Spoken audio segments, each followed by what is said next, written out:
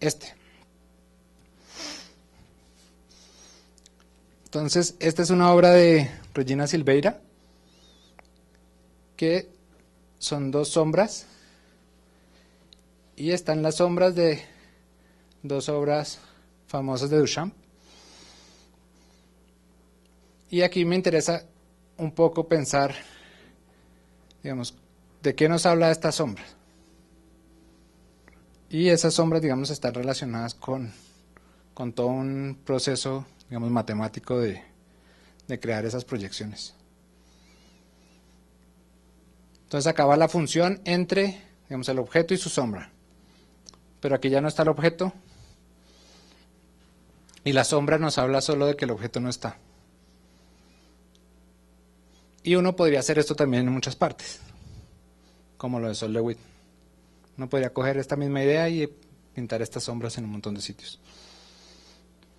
Pero, por ejemplo, en el caso de Regina es interesante que hay, por ejemplo, entre los críticos hay muchas discusiones entre, por ejemplo, la diferencia en que ella lo hacía cuando hizo esta la hizo para la Bienal de Sao Paulo como del 82, creo, y esta la hizo pintada a mano. Entonces ella hizo como, pues, hizo los bordes y después a mano pintó todo. Pero ahora, no sé si alguno fue a la exposición en la Luis Ángel Arango, en la exposición de la Luis Ángel Arango lo hizo con plotter de corte. Entonces, ¿importa si es pintado a mano o con plotter de corte? ¿Ustedes qué dicen? ¿Se importa o no? Está la huella. No creo que importe porque tengo una instrucción para hacerlo, por eso cualquiera lo puede repetir.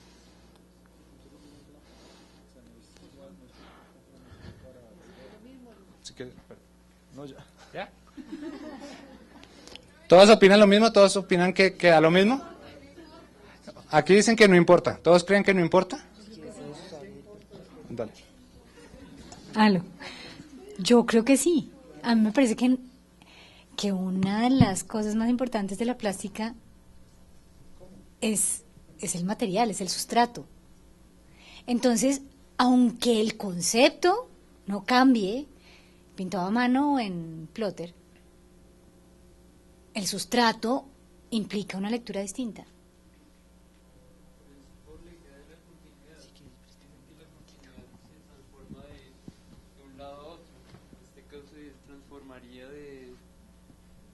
Pues de pintar la mano en recortes. Plotter de corte es como en contact. ¿Sí? ¿Ustedes han hecho plotter de corte? O sea, que es vinilo recortado, que es súper fácil porque uno lo escribe en el computador, pues, y lo manda a hacer y... Bueno, es bueno, no todo el mundo sabe lidiar bien las burbujas, pero digamos que es más fácil que hacerlo a mano. ¿Ustedes qué dicen? Sí, yo creería que pues que no importa porque está, pues se maneja la idea de la continuidad o pues lo que creo que quiere. Yo digo, pero como obra de arte, ¿es la misma obra de arte? ¿Da lo mismo? ¿Por qué?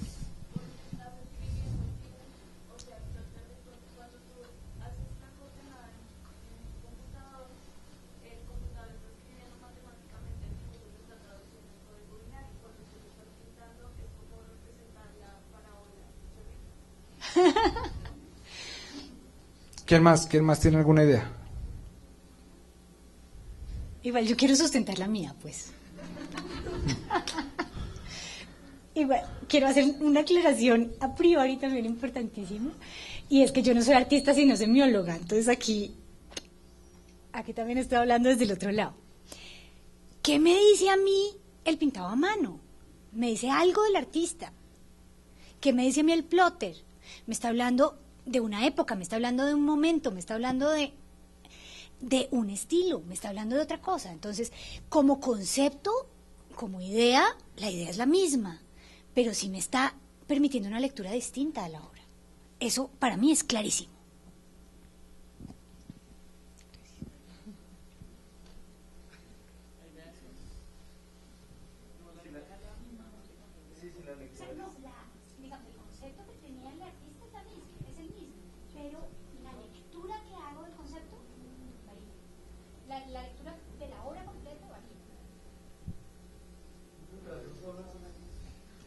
sombras son idénticas idealmente vistas, pero materialmente vistas son distintas.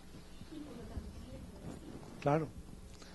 Idealmente sí, porque se refiere al mismo objeto, a la misma proyección, el concepto que las maneras es lo mismo, entonces no importan los soportes, no importan las... Exacto, exacto. Pero la lectura que yo hago y lo que pienso acerca del artista y lo que pienso acerca del contexto del artista y de lo que pienso acerca del momento del arte es distinto. No, ni siquiera eso, porque usted en vez de un corte de plotter lo hace, digamos, en un material translúcido que brille, o lo hace utilizando sangre como tinta, pero son las mismas estructuras, la misma proyección, la misma sombra, las mismas instrucciones al computador, las mismas instrucciones para dibujar el contorno. Ese contorno lo llenas de diferentes materiales, cambia sustancialmente. Y pensemos una cosa, si lo hiciera con sombra, es decir, si hiciera una proyección de luz Sí, que proyecta una sombra, sí, sí. ahí estaría, digamos, la idea original, pero se tendría una lectura distinta. Sí. Aquí, Claro. aquí digamos, no, y lo otro es como, Beatriz dice que ella vio esa cosa en la Luis Ángel Arango y que pareció horrible porque estaba mal pegado el plotter. Entonces sí importa. Sí importa. Pero le hubiera podido quedar mal pintado también, o le hubiera pintado a otra persona. Lo mandó a pintar por El cualquiera. mal pintado, entre comillas, es absolutamente perdonable. No, igual de imperdonable que el mal plotter. pero, Yo creo que no importa porque en los dos casos el juego es el mismo. O sea, uno percibe como espectador la sombra de un objeto que no está y no se pone a estudiar en detalle qué tan precisa es la sombra, la representación de lo que está ausente, porque uno ya lo reconoce. ahí lo interesante es ver cómo, digamos, también, y remitiendo a lo que decía Andrea, digamos, cómo esto pasa en un momento de la historia del arte, y hay como una cosa en tensión entre dos, podemos decirlo como en dos corrientes. Una, que sería como la que pertenece Regina Silveira, que digamos que siempre enfatiza que lo que a ella le interesa es la idea, y que le da lo mismo si lo pintó ella o lo pintó cualquier otro, si es en plotter de corte o si es, digamos, en vinilo o en lápiz. Como ella repite mucho eso, y que a ella lo que le importa son las ideas y que a ella no le importan los medios. Entonces, pero esa es como la corriente de ella, como que quiere enfatizar eso.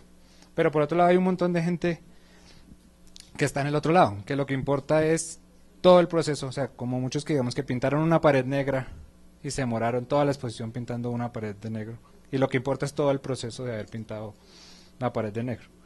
Y por otro lado, como que la relación que se crea con el espacio donde está, como que digamos, un plotter de corte, para muchos era muy importante, digamos, alterar el espacio donde está. Entonces, como que si uno lo pintó de negro, de todas maneras después lo tienen que volver a pintar de blanco y quedó una huella y de alguna manera quedó marcado. Y en cambio, digamos, entonces sería como las dos cosas, como si importa o no importa, y la manera como se termina relacionando con el espacio donde está. Y ahí también vendría lo de Beatriz. Como por bien pegado que quede el plotter de corte, siempre se ve como que es una cosa que está encima. Y, digamos, como el milagro de la sombra es que está, pero sin que haya nada que, digamos, como nunca hay como un encima. Así sea 1 milímetro, el que es muy necio va y mira y dice, no, pues ahí hay 1 milímetro.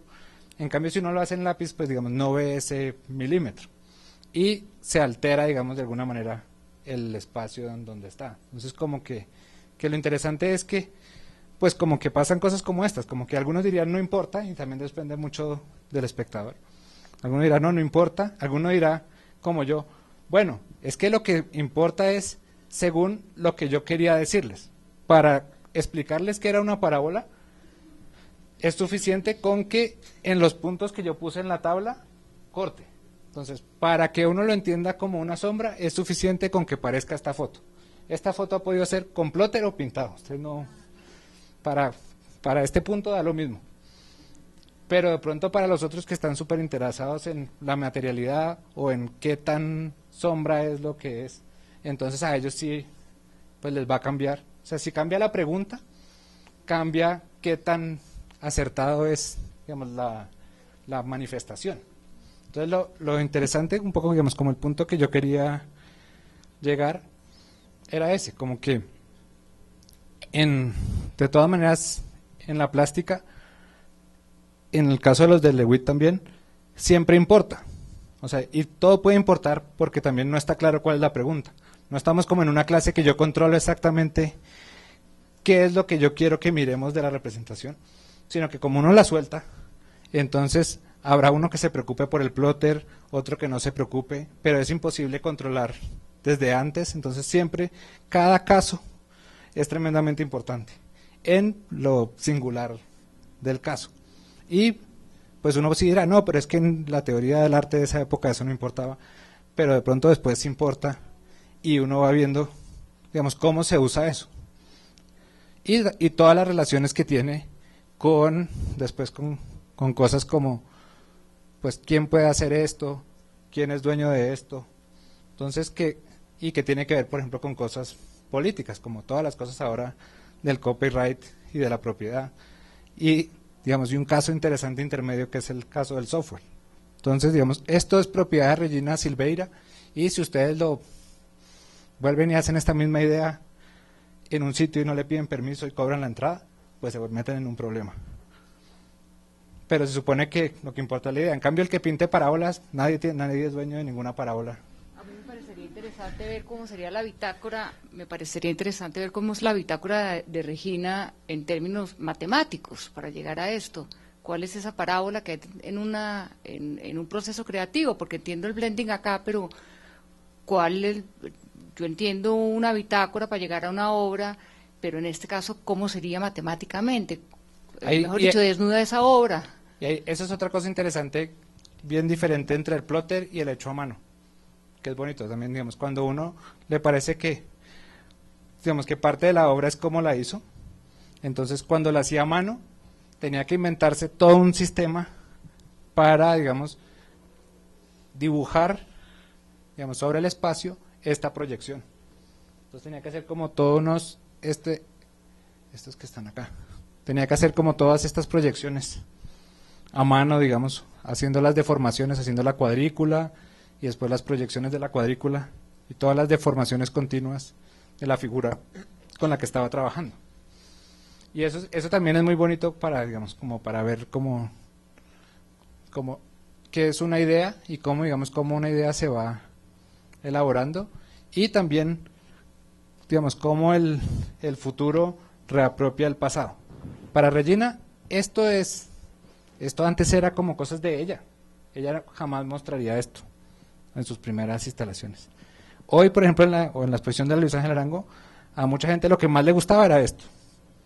Y yo hice 2 catálogos con Regina y queríamos mostrar siempre esto. Y ella me decía, oye, pero ¿por qué tienes que poner todos mis bocetos? Y yo, no, es que son increíbles, pero es que esa no es la obra. ¿Sí? Yo quiero que pongas mis obras, porque me ponen más bocetos que obras. Pero, digamos, de las de ahora no hay de esto. O sea, yo me tengo que, como hacerme amigo, pues, digamos, del asistente de Regina, para que me pase todos los bocetos que hace en SketchUp o en el programa que usa ahora. Los de plotter de corte, todos salen ya de programas de arquitectura que resuelven el problema de una, y no queda esto. Entonces, digamos, de las obras recientes de Regina no hay estos bocetos bonitos para poner en los catálogos. Pero pues uno tendría que sacar como todos los del AutoCAD que usó, pero que, digamos, ya como los algoritmos internos del AutoCAD le ahorran el trabajo manual de todo esto.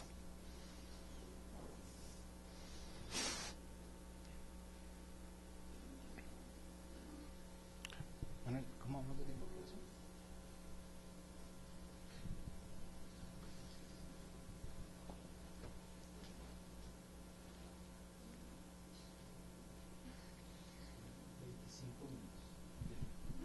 Entonces, digamos, pero esos son, digamos, estos eran como los 2 ejemplos que yo quería mostrar antes de especular un poquito. Entonces eran como un poco el tema general de la continuidad y cómo la continuidad, digamos, va creando una cantidad de preguntas matemáticas que se pueden explorar en proyectos artísticos, y el tema de la representación y cómo funciona la representación en matemáticas y en artes, y cómo, digamos, en general, este tipo de proyectos finalmente fueron los que me terminaron en este proyecto, que es análogo al proyecto de Juan, que digamos que fue el que me enganchó a mí, habla de un momento de la historia del arte que se interesa por esta pregunta de la representación y de las maneras de describir la representación, y la pregunta por lo que sea la obra, si hay muchas maneras de representarla y si se va como anclando en cosas concretas diferentes. Es chévere, digamos, de todas maneras, para cerrar eso, la pregunta por la propiedad de las ideas, ¿no? Porque a mí me parece que es muy chévere lo que pasa en el software, como que en matemáticas está claro que no son de nadie, y cualquiera, si hace un teorema, otro lo puede utilizar, y idealmente pues lo debe citar, pero para probar todos sus teoremas siempre lo puede usar. En cambio, del otro extremo, siempre que se quiera usar una obra de arte del otro, hay que pagar, incluso para cosas que uno, incluso lo más absurdo es estos que seguramente lo hicieron para que fuera gratis. Los herederos, ya ningún heredero deja que lo usen gratis. Entonces, a no ser que el autor hubiera firmado en algún sitio en notaría que tenía que usarse gratis siempre, después siempre el heredero cobrará por... Pero el software pasa algo muy chévere, porque el software está en ese mundo intermedio. Entonces el software es interesante que, aunque en principio siempre toca pagar por todo, existe una corriente enorme de programadores que han tratado de defender que haya software libre y abierto y que todo el mundo lo pueda reutilizar y que siga siendo de todos y funcione como algo matemático. Entonces, ¿qué quiere decir que algo sea matemático? Eso es como un poco la pregunta. Bien, entonces acá, un poco para cerrar con unas ideas. Entonces, esta es otra obra de Regina Silveira, y viene como a pensar un poco qué relación veo yo entre arte y matemáticas y qué es como lo más particular de los dos. Y a mí me interesa mucho la relación que tienen tanto matemáticos como artistas con lo que hacen. Y cómo cada uno se relaciona con lo que crea y con el acto de la creación.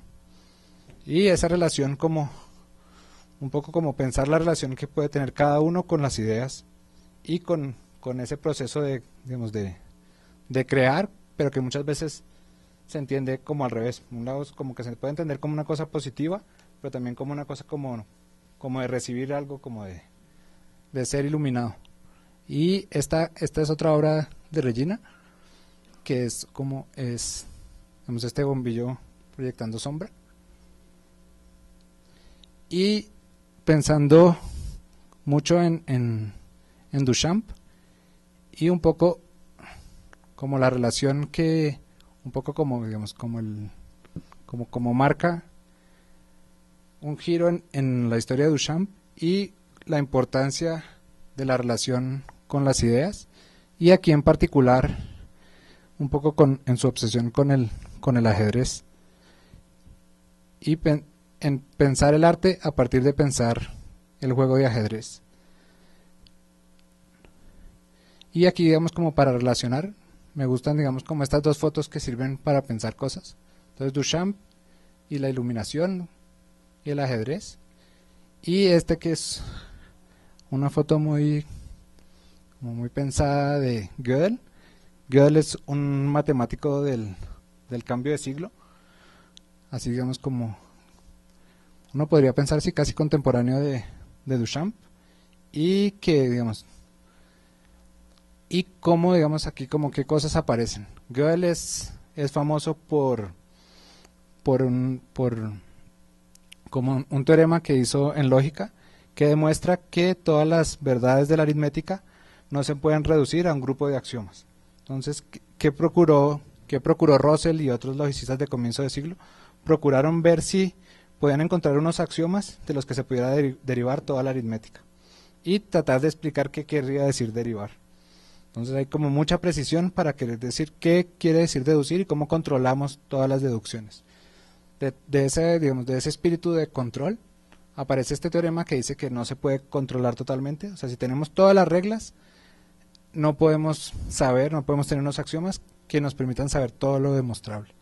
Pero a mí me interesa mucho Gödel porque, digamos, Gödel es como ese tipo de matemático muy singular, y él vivía como, hay un libro muy bonito que se llama Los demonios de Gödel, él vivía como acosado por sus demonios y todo el tiempo estaba tratando de elaborar teorías de la conspiración y demostraba y pensaba que lo iban a envenenar, tenía una paranoia tremenda y estaba como demostrando mentalmente un montón de cosas absurdas. Entonces a mí me interesa mucho ese tipo de personajes como Gödel o como Cantor, que demuestran cosas radicales en matemáticas, pero que ese mismo poder de demostrar como que se enloquece y sirve para poder probar una cantidad de cosas absurdas y es muy difícil saber qué es absurdo y qué es sensato. Pero todo surge de esa misma como mentalidad loca de demostrar. Y de esta foto me gustan dos detalles que quiero subrayar con otras imágenes, que es por un lado la presencia del tablero y la importancia del tablero para los matemáticos, y por otro lado como de dónde viene la luz, como pensando en la misma idea, como un poco del poema de Hölderlin que estaba ahí y de la imagen de Regina y esa cosa que nosotros pensamos el pensamiento como algo que tiene que ver con la iluminación, con cómo somos iluminados o oscurecidos por la sombra, y cómo digamos entonces esta foto se relaciona como con esos cuadros de Vermeer que siempre nos habla de algo que viene de otra parte, pero aquí digamos no sale la ventana, pero nosotros vemos la ventana y la luz que viene de otra parte. Entonces, y digamos esta otra idea de iluminación.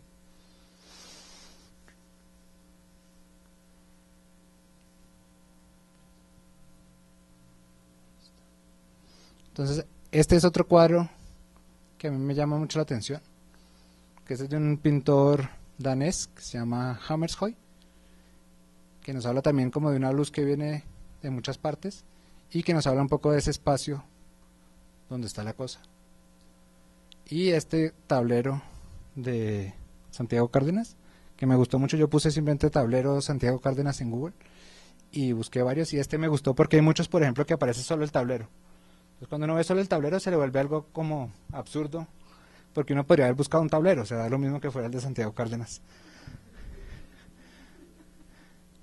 Y hay un señor que hace unas fotos buenísimas también de tableros de matemáticos borrados, pero otra vez se vuelven absurdas porque no, o sea, la imagen que uno baja de Google pues da lo mismo que un tablero cualquiera. Este me pareció muy chévere, que tenía dos cosas, como esta niña, que uno sí siente que está como con ese juego de ¿será que es un tablero o no es un tablero? Como que verdad el engaño de Santiago Cárdenas le fascina. Y este que está mirando la ficha, ¿no? Como que hace muy claro que pues que esta es una obra de un señor y que ahí seguro dirá tablero Santiago Cárdenas. Entonces, como que sí lo posiciona como ese juego de engaño. Y esto muy chévere que es borrado, ¿no? Como que está toda esa tiza que ya no está. Y está como todo ese proceso de que ahí pasaron un montón de cosas pero que ya no están. Y entonces yo quería mostrar un par de tableros. Entonces, porque eso es otra cosa como muy chévere, como que uno en artes como que uno aprecia mucho lo que uno hace, ¿no? Entonces como que uno guarda todos sus dibujos y todos sus bocetos, como esos de Regina que valen un montón. Pero los matemáticos todo el tiempo borran, o sea, como que parte esencial es borrar esos dibujos increíbles que hicieron para seguir elaborando lo que están haciendo. Entonces siempre los tableros están llenos de borrones y uno diría, no, bueno, si este tablero lo pusiéramos en el MoMA valdría resto, ¿no? Es como mejor que la mayoría de un montón de pinturas del MoMA, pero este fue hecho para ser borrado, ¿no? Entonces acá está Andrés Villaveses, que es un colega con el que hemos discutido un montón de temas de estos. Y aquí está explicando esto, que es como esto es un montón de fórmulas lógicas, él trabaja en lógica, y esto es una teoría de un profesor de todos nosotros, que es Javier Caicedo, que se llama la lógica de haces, que es la lógica de la continuidad. Entonces cada uno se llama un haz porque los haces son como un cepillo, como uno tiene una superficie y sobre la superficie hay un montón de filamentos, así como un diente de león o un peine, pero es continuo. Entonces en cada hay una base continua y en cada una hay un filamento, pero estos haces son abstractos. En cada filamento puede haber una cosa diferente. Entonces si lo vemos como la película de Ana, pues sería en cada instante todo lo que le pasa a la señora, o en lo que nos vamos a concentrar, que es como lo que ella se enfoca, en la tacita de café, y si el café se está saliendo, si está templando, si está caliente o si está frío. Entonces uno podría tener, cada filamento es en lo que está la taza de café, o si ya nos vemos a la cosa, a la mirada externa que hace, los píxeles de la pantalla. Entonces en cada filamento, cada uno de estos es los píxeles de la pantalla en cada momento. Y matemáticamente, como esto funciona es, uno pone distintas estructuras a cambiar continuamente según el punto. Entonces siempre es una función y a cada punto le corresponde esta estructura y la estructura cambia continuamente. Y uno mira, en ACE sobre todo lo que interesa es coger el punto y seguirlo. Entonces el objeto es el que atraviesa, que es como decir en el haz de mi movimiento sobre la sala, lo que interesa es ese que se sigue moviendo, que soy yo, que es ese punto que sigue. Entonces, esto que es como una manera muy sofisticada de trabajar los haces. Y este es el otro colega, que es Fernando Zalamea, y él está dando también una conferencia en alguna parte sobre los haces, porque él es otro obsesionado en la continuidad y cómo esto nos permite entender la identidad de distintas maneras, y que es que algo, digamos, continúa existiendo cuando, digamos, cada vez es diferente, y cómo enmarcamos siempre como ese cambio de la vida en algo grande, digamos, como un contexto que se mueve y una cosa que se va moviendo en el tiempo. Y él, digamos, lo explica por lo general a partir de este otro filósofo, que es Charles Sanders Peirce, y él hace acá como este dibujito. Peirce siempre divide todo en tres. No sé aquí quienes han visto la clase de Douglas o otra clase de Peirce. Entonces está en el 1, 2 y el 3. Y él aquí pone forma, estructura y representaciones. Entonces, como siempre hay una forma que sería como el ideal, distintas estructuras que siguen siendo abstractas y distintas representaciones de las estructuras que se van relacionando siempre los tres. Y siempre pensando en el problema de la continuidad, porque siempre cuando uno asume la continuidad, siempre se va a meter en problemas, ¿no? Porque si uno asume que uno puede saber si está vivo o está muerto, pues es más fácil. Pero si uno asume la continuidad y sabe que hay un momento en que uno sabe si está vivo o está muerto, sabe que siempre se va a enredar. Entonces, como que el punto de partida de la continuidad, que se vuelve todas estas distintas cosas, pues asume que uno se va a meter en un montón de problemas. Bien, yo creo que con eso cierro. No sé si tengan alguna pregunta más.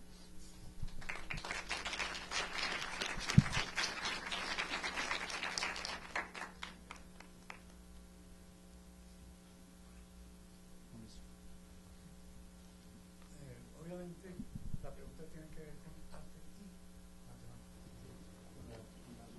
Con ese y. ¿Usa puntos suspensivos o usa un slash o usa... ¿Cuál es el punto que junta dos palabras que rompen la continuidad? Es decir, ¿entiende? Porque ¿es el arte una forma de pensamiento específica, diferente a las matemáticas? ¿Es posible determinarlo? ¿No? Y si usted pone los dos términos que utiliza para el título, que ese es el agarradero conceptual de su charla, ¿cierto? ¿Cómo uno maneja ese problemita de arte y matemáticas? Es decir, ¿dónde está cómo se dibuja la frontera o cómo se visualiza? Hay distintas cosas. Una sería o sea, el I una sería como yo lo planteé, el I como un péndulo, ¿no? Como que estoy yendo de un lado al otro y la misma cosa la miro, digamos, desde las matemáticas y la miro desde el arte y veo cómo la mirada de un lado enriquece la mirada del otro. Un fenómeno que es exactamente el mismo. Pues digamos, como mirar la parábola o el algoritmo, y si lo miro trabajando como matemático o lo miro como artista, cómo cambia mi mirada, así la cosa que esté mirando sea exactamente la misma. Entonces, esa sería como una de las cosas que está acá. La otra, que es, digamos, ya más como existencialmente, que también, digamos, dio como en cabida que yo me metiera en esto, que es, siento que el arte y matemáticas tienen algo como profundamente común, que tiene que ver con, sí, con, no sé si sea muy bestia decirlo así, pero como con algo que es muy profundamente humano y que tiene que ver como, sí, como con esta como relación terca con las ideas y esta como relación solitaria con algo que se quiere producir y que se hace simplemente como por uno mismo y por esa lucha por entender eso que está, digamos, como más allá o algo así. O sea, como tanto artistas y matemáticos, es muy difícil generalizarlo todos, pero como existe siempre esta importancia de la dedicación a aquello que se dedica en sí mismo. Como que siempre si uno se pregunta ¿para qué sirve? Uno puede decir, uy, eso sirve para un montón de cosas, pero en el momento que lo estoy haciendo no importa. O sea, no importa si sirve, si no sirve, si se entiende, si no se entiende. Lo que importa es en sí mismo aquello a lo que me estoy dedicando.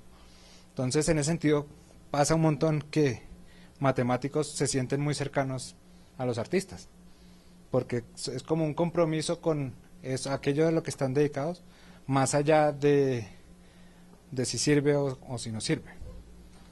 Entonces y uno siente que, digamos, como que cuando un matemático está como trabajando en su mundo, creando todo lo que está creando, en alguna medida se siente un artista, porque se siente que está como creando una construcción que es completamente nueva y que importa en la medida que él logra entenderla y después pues de alguna manera se transmita, pero como que eso otro es secundario. Digamos, pues lo que para mí también fue importante sería como Platón, el hecho de que el matemático conciba un ideal y el artista como que tenga una idea del arte o de la obra que quiere hacer. Y también me gustó mucho de Gödel cuando dijo que la aritmética no está libre de contradicciones, eso las hace humanas. Ahí con la contradicción es bien interesante, ese sería como otro tema, que es y que une mucho a matemáticas y artes, y es el pensamiento de la contradicción. O sea, como que muchas veces en matemáticas nunca aparecen las contradicciones, y uno nunca va a encontrar una contradicción en un libro de matemáticas, pero casi toda la matemática está hecha a partir de las contradicciones. O sea, todo es como un ejercicio para librarse de las contradicciones. Pero, digamos, Gödel no probó que hubiera contradicciones en la aritmética, pero sí a partir de una paradoja, o sea, como de jugar con algo análogo a esa paradoja de estoy diciendo mentiras, escribiendo técnicamente estoy diciendo mentiras, que es un poco como una contradicción, la logra escribir de tal manera que no sea una contradicción, pero que funciona de tal manera que él construye una frase que no se puede demostrar. Entonces, él logra como distinguir entre ser verdad y ser demostrable, cuando en principio lo que se quería era probar que demostrable y verdadero eran lo mismo. Entonces, de todas maneras, sí es muy interesante como ese lugar que cumple la contradicción en ambas. Como que en arte uno todo el tiempo está jugando a como evidenciar contradicciones, pero de todas maneras uno siempre podría presentarlas de tal manera que no se vean contradictorias, pero no siempre está jugando con las dos cosas. Lo otro que es interesante es ver cómo eso entra en la continuidad, porque el momento de la muerte es contradictorio según cómo uno entienda la muerte, pero si uno lo entiende de una cierta manera no hay ninguna contradicción, pero nuestra manera de hablar, que nos obliga a decir que o está vivo o está muerto, esa es la que crea la necesidad de la contradicción.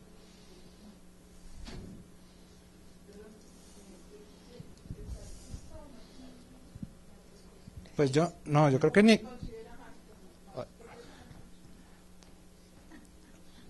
Pues yo no, o sea, si me preguntas, digamos, si fuera muy, muy honesto, pues yo diría que artista, digamos. Pero digamos, siempre depende de dónde me lo pregunten y para dónde me pidan el perfil. Matemático no digo nunca.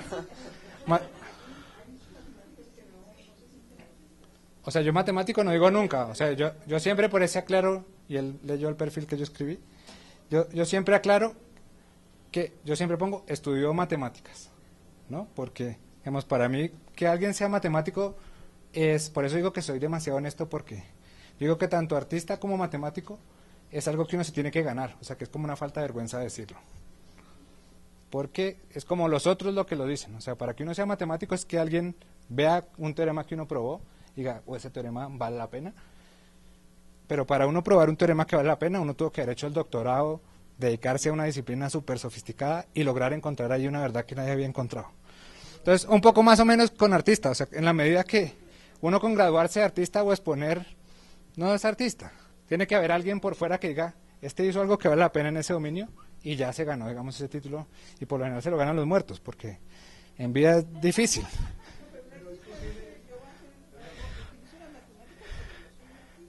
Sí.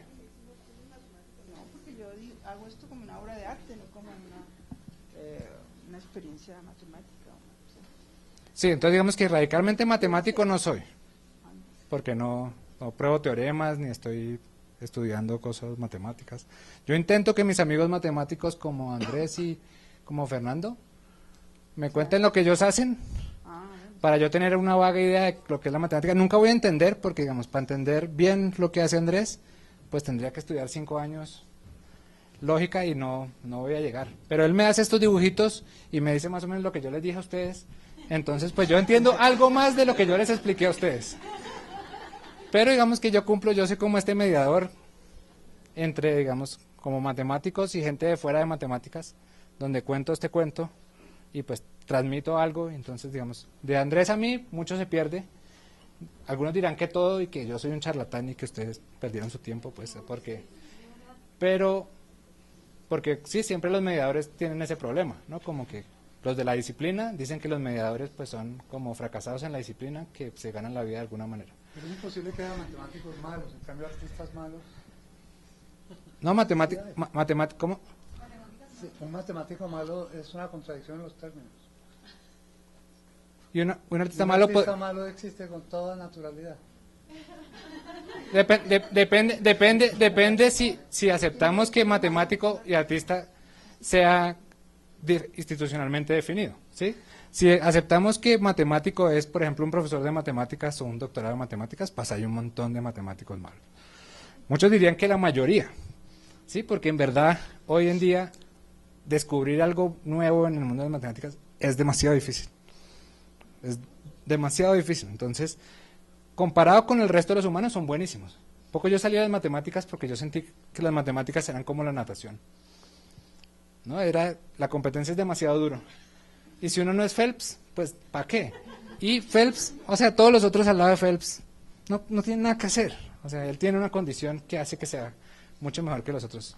Pero las matemáticas es como una natación que nunca acaba. Sí, o sea, como que ya ganó en estas pruebas, pero vienen las que siguen, pero vienen las que siguen, pero vienen las que siguen. Y es agotador esa competencia.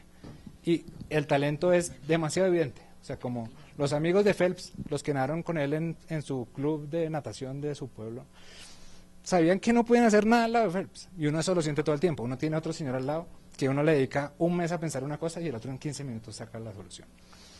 Entonces es realmente impresionante. Pero ese que saca en 15 minutos la solución, por ejemplo, el compañero nuestro, le queda tan fácil que siempre le ha dado pereza hacer algo nuevo. Y entonces él, por ejemplo, no es un gran matemático. Pero usted lo lleva a cualquier charla y él le coge el error al de la charla de una. Pero a él todo le da pereza. A él como que todo le da cansancio y él, ¿para qué se esfuerza? Él hace lo mínimo y él va bien y él hizo su doctorado y es profesor. Pero a él todo le queda fácil. Y para los otros matemáticos, pero en cambio hay otros que tienen menos talento que él, pero están obsesionados con su cosa y han hecho cosas muy interesantes, sin tener, digamos, como ese talento natural de ese personaje. Entonces no es tan fácil. Entonces lo mismo en arte, si uno acepta que artista es el que haya expuesto en el Salón Nacional de Artistas, pues uno dirá, no, pues ¿cuánto artista malo hay? Mucho. Pero si uno dice, no, para ser artista, además de estar en el Salón Nacional de Artistas, tiene que haber creado algo realmente valioso y profundo. De pronto en el Salón Nacional no había ninguno.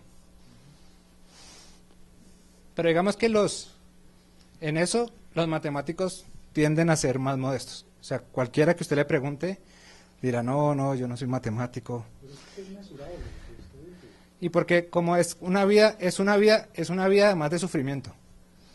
Sí, como que en artes no es tan claro que haya alguien en el salón que le diga a usted es un cretino y usted le crea. Usted dice, no, es que ese man no entendió lo que yo le dije, o ese es un cretino que opinó que lo que yo hacía no era arte. En cambio, en matemáticas pasa un montón, que está ese señor en la sala, levanta la mano y dice, no, mira eso que usted hizo. Si uno hace esto, otro, era mucho más fácil, se entiende así. Y entonces este tipo queda deprimido por años. Y es una realidad muy constante y todo el mundo la tiene. Y todo el mundo conoce a esos genios y están ahí. Y entonces, pues, como que eso hace como que todo el mundo antes de hablar, pues, sabe que eso existe y que, ¿qué? Sí, es duro, es muy duro, eso sí es verdad. Y eso, digamos, es una cosa bonita que uno puede hacer entre biografías de artistas y matemáticos. Es muy duro, o sea, Andrés pasa, yo qué sé, 2 semanas pensando solo en una sola cosa. Y es realmente, es como una cosa, es casi como un sacerdocio. Yo me acuerdo que yo hice un video para promocionar el departamento de matemáticas de los Andes en los colegios, y nuestro profesor Javier Caicedo, porque nos quería mucho a mí y al otro que hicimos el video, aceptó hablar, pero a él le parecía una aberración que promocionáramos estudiar matemática en los colegios, porque para él decía, esto es una vocación, si la persona no tiene la vocación, ¿para qué lo vamos a engañar? ¿Para qué vamos a coger a esta pobre persona que no nació para eso? Y lo vamos a meter en esta vida tan absolutamente dura, ¿sí? Que tarde que temprano se va a dar cuenta que no era lo suyo. Es como, si no tiene la vocación y esa devoción para dedicarse a eso, pues que se dedique a otra cosa. Pero uno pensaría que en arte es lo mismo. O sea, cuando uno se asume el arte en serio, uno piensa es algo demasiado duro que no sé si quiero recomendarle a otra persona que viva esa vida tan dura. Bueno, muchas gracias. Muy amable.